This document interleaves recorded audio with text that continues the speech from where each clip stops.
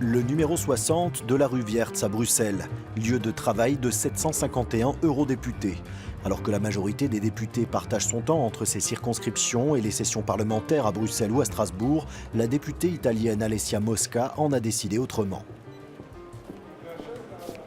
J'ai fait le contraire, parce que je retourne dans mon circonscription chaque semaine, mais avec toute la famille ici.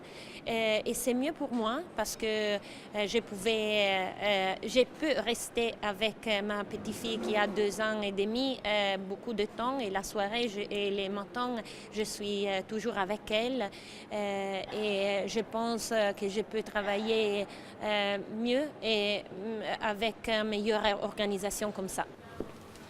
Après un rapide coup d'œil dans les journaux italiens, Alessia a recours à Internet, au téléphone, à Facebook et Twitter pour rester en contact avec les citoyens et les personnalités politiques de sa circonscription du nord de l'Italie.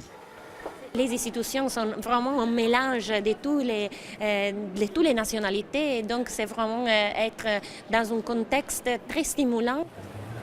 4 assistants l'épaulent au quotidien. Ils préparent les dossiers pour les commissions parlementaires, organisent les rendez-vous et les contacts avec les médias et gèrent les tâches administratives.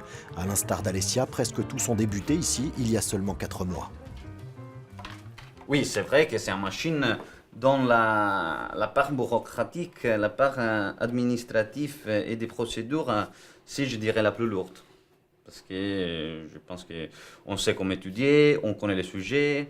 Et sur cette part, c'était moins difficile que sur la part strictement administrative, bureaucratique, procédurale. Oui. Ce jour-là, la députée siégera à pas moins de 10 séances différentes de son groupe parlementaire, les sociodémocrates. C'est nécessaire car il est important de coordonner nos points de vue. C'était notre premier meeting. Nous avons donc déterminé comment élaborer des positions communes que nous pourrons soumettre à tous les membres de notre groupe. Le soir, Alessia organise une conférence sur le thème des femmes exerçant des postes à responsabilité. L'Italie fait figure de précurseur en la matière au sein de l'UE.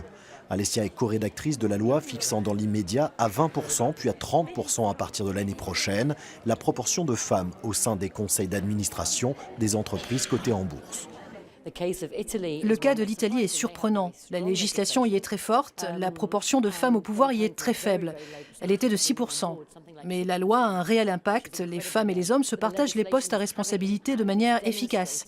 Et les entreprises n'ont aucun mal à trouver et à recruter des femmes compétentes.